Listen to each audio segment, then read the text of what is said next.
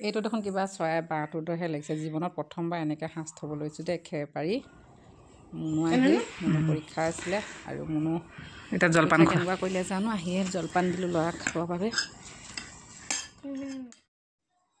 সাঁজ থোৱা সকলক কৈছোঁ দেই, সকলোৱে চাগে বিহু বুলি সাঁজ থৈ আজৰি হ'ল নহয় জানো। মোৰ এবাৰ দেৰি হ'ল মানে এলাহ বেছি হৈছে, এইপিনে ঠাণ্ডাও বেছি হৈছে।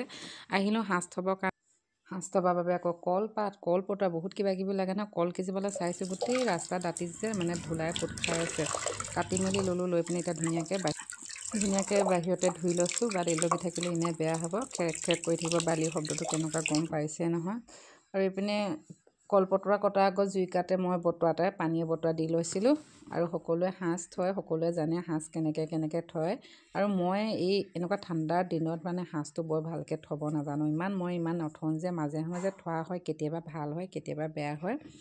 আজি বহুতে কোৱা শুনো খেৰ পাৰি থ'লে বোলে সাঁজ ভাল হয় বুলি কয় ঠাণ্ডা দিনত।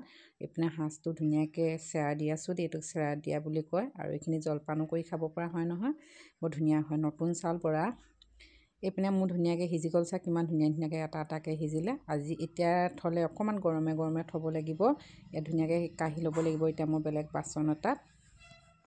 মই আচলতে দেখা নাই এনেকৈ খেৰ পাৰি থোৱা, কিন্তু শুনিছোঁ এনেকৈ খেৰ পাৰি ঠাণ্ডা দিনত সাঁজটো থ'লে বোলে সাঁজটো ভাল হয়।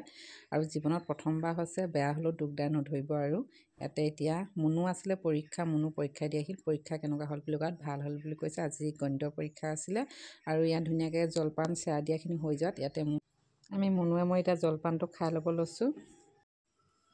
এইপিনে আপুনি পিঠা ক'ব পাৰে বা সাঁজৰ দৰৱ বুলি ক'ব পাৰে। ধুনীয়াকৈ সানি ল'লোঁ, মিহি কৰি ল'লোঁ। আৰু এতিয়া ধুনীয়াকৈ চেৰা দিয়া জলপানখিনি দি অলপ থুপথুপীয়াকৈ পানী দি পিনে সানি ল'ম। সানি পিনে ইয়াত বাকি দিম। আৰু কলপাতখিলা মই দেখিছেনে চাইডে চাইডে ফাক ফাক দি দিছোঁ, মানে যিটো পানীৰ ৰসটো মানে তলে যাতে পৰি যায়। আৰু এতিয়া ধুনীয়াকৈ দিছোঁ। এইখিনি দিয়াৰ পিছত মই ইয়াতে ধুনীয়াকৈ ডাঠকৈ কাপোৰ বা কিবা দি ঢাকি